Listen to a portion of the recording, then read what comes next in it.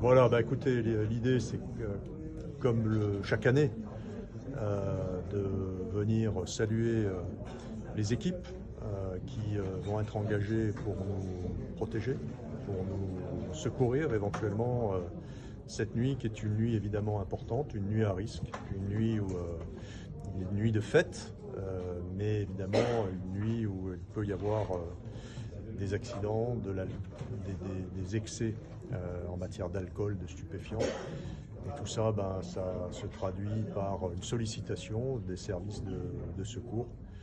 Et donc l'idée, c'est de venir saluer l'engagement des services de secours. Là, ce sont des équipes, ce ne sont pas encore les équipes qui vont veiller cette nuit, mais je voulais symboliquement, je vais aller à l'issue voir le service des urgences, le CODIS, les gendarmes, les policiers.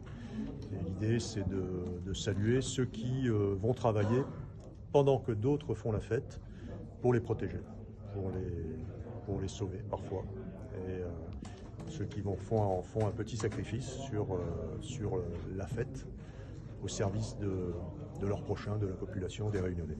Vous le dites, c'est une soirée à risque. Alors, quels sont les moyens mobilisés en termes de secours et de force de l'ordre? Alors, vous avez, en termes de secours, je vais commencer par le SAMU. C'est une cinquantaine de personnels du SAMU qui sont mobilisés sur l'ensemble de l'île. Mobilisés, c'est-à-dire présents.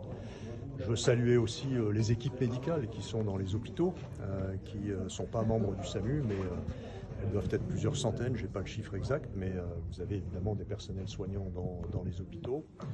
Vous avez 230 sapeurs-pompiers qui sont à poste, qui sont dans les casernes, prêts à démarrer au profit des Réunionnais. Il faut en ajouter une cinquantaine qui sont en astreinte chez eux, prêts à démarrer sur des secours particuliers, le grimpe, s'il y a des besoins dans des secteurs escarpés ou d'autres.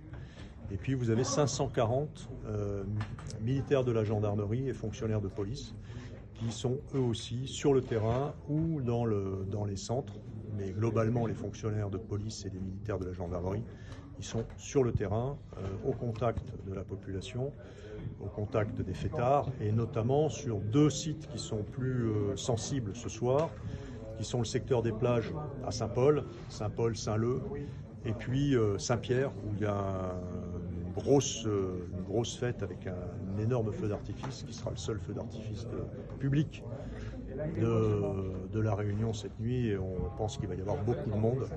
Voilà, donc ce sont les deux points d'attention pour la nuit qui vient. Évidemment, avec le souci que les accidents peuvent survenir partout. Les excès, je voudrais mettre en garde les Réunionnais, je redis, quand vous faites la fête, mais il doit toujours y en avoir un qui ne boit pas et qui est capable de conduire. C'est une règle élémentaire. Il faut qu'il y en ait un qui se sacrifie pour sauver les autres. Et donc, il y a aussi une autodiscipline à avoir. Si les Réunionnais constatent que quelqu'un a trop bu et qu'il veut reprendre la route, eh bien, il faut l'en empêcher, y compris physiquement. C'est un service que vous allez lui rendre. On voit trop souvent des morts tués bêtement, parfois tout seuls, parce qu'ils n'étaient pas en état de conduire, et ils se sont tués tout seuls. Et parfois même, ils vont tuer d'autres personnes quand ils dévident leur voie. Donc c'est vraiment, je crois pouvoir le dire au nom des personnels soignants qui ont l'habitude de ces drames, qui sont confrontés. Il faut s'imaginer ce que c'est que d'intervenir quand on est policier, gendarme, sapeur-pompier ou SAMU, d'intervenir sur un accident grave de la route. On voit des choses atroces. C'est quelque chose ça fait partie de leur métier, c'est leur passion.